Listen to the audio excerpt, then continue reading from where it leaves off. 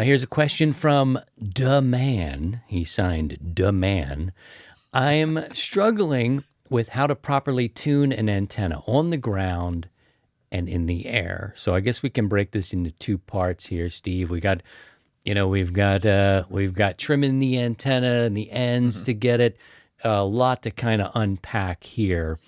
But Da Man is interested in your perspective on how to properly tune an antenna. Let's start with on the ground.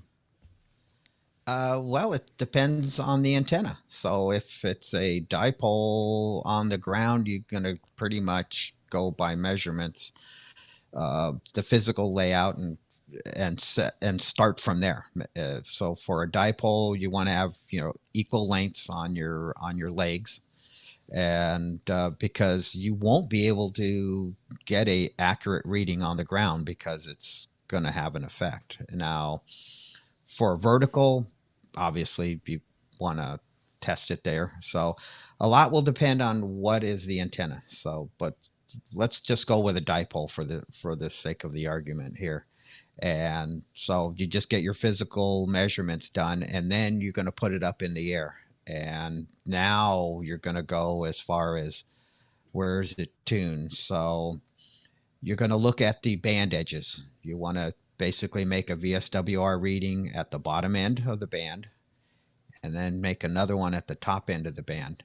And that will give you a range of where the antenna is going to be. So if the VSWR gets better as it goes down in frequency, the antenna is long. So you'll need to shorten it up. If the VSWR gets better at the top end of the band, then you need to lengthen it if you want to move it down. So it low, long, high, short, and then go from there. So it's a kind of a balancing act, and if having a antenna analyzer really helps, it simplifies it, because you don't have to come into the shack and then tune the radio, turn the radio on, make readings there. You just kind of use your handheld antenna analyzer, and that helps. So and then when you do make changes, especially on a dipole, if you're going to do them in increments of 6 to 1 foot, depending on which band you're working on.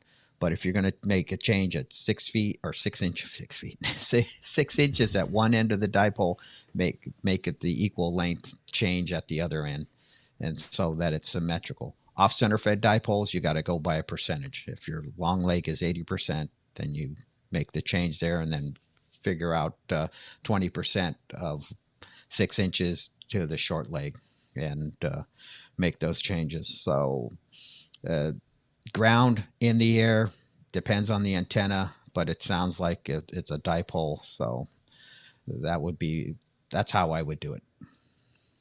I hope that helps you, Da Man. For complete episodes, subscribe where you get podcasts and click the bell here on YouTube for features and live streams.